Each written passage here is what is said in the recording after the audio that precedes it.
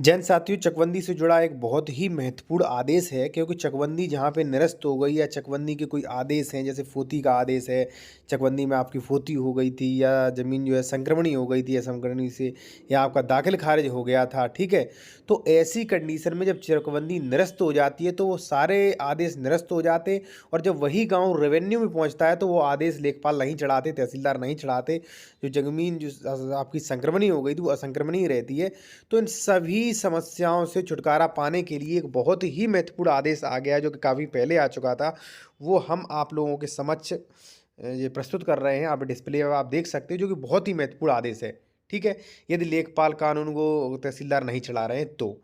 साथियों, एक चीज़ मैं और आपको बता दूं आदेश दिखाने से पहले, यदि आप कोई भी लीगल एडवाइस लेना चाहते हैं, कानूनी सलाह ले सकते हैं। कॉन्टैक्ट नंबर वीडियो की डिस्क्रिप्शन में दिया गया है। और यदि आप उत्तर प्रदेश में ज़मीन खरीद रहे हैं, उसके डॉक्यूमेंट्स चेक करवाने हैं आपको, तो वो भी करवा सकते हैं।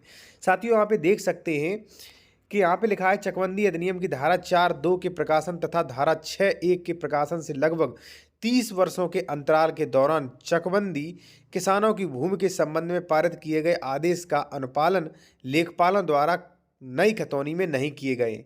देखिए क्या होता है भाई, 20-20, 30-30 साल चकबंदी चलती है, ठीक है।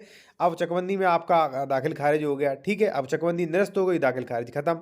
अब भाई लेखपाल चढ़ा नहीं रहे, कह रहे हैं अब आपका बहुत पुराना है। तो उसी के संबंध में परंतु माननीय राजस्व परिषद उत्तर प्रदेश अनुभाग 4 लखनऊ के पत्रांक संख्या 2633/4 विविध 2011 दिनांक 1/11/2012 व चकबंदी आयुक्त उत्तर प्रदेश लखनऊ के पत्र संख्या 5049 जी 0415, जो कि दिनांक जो है 20/12/2013 दिनांक 22/12/2014 के दिशा निर्देश जारी किए गए कि जो चकबंदी न्यायालय में पारित ऐसे आदेश जिनके विरुद्ध कोई अपील निगरानी सक्षम न्यायालय में विचाराधीन न हो, तो ऐसे आदेश अंतिम हो गए हों, तो उन आदेशों का नई खतौनी बनाते समय आदेशों का अनुपालन किया जाए।